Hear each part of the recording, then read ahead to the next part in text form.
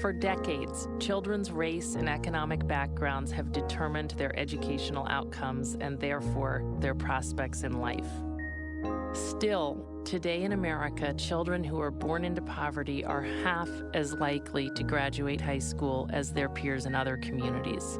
Those who do graduate have, on average, an 8th grade skill level. We call this injustice educational inequity. Our leaders have long recognized that we simply have to correct it, but in our zeal to solve the problem quickly, we have often oversimplified both the causes and the solutions. There have been breakthroughs.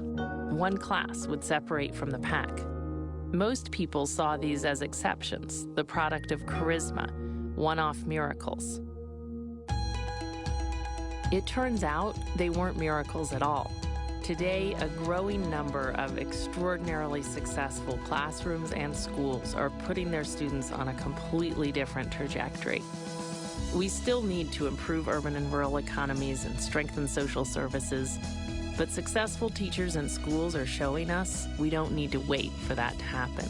Instead, we can and must embrace a new mandate for public schools in economically disadvantaged communities to provide transformational education. Education that fundamentally alters students' academic and life prospects.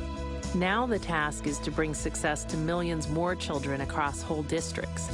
There's reason for optimism. Today we see evidence of substantial progress in places many had given up on. Places like New York City, Washington, D.C., New Orleans, and the Rio Grande Valley in Texas. There's nothing elusive about what it takes to provide a transformational education. It requires the same ingredients as great accomplishment in any endeavor.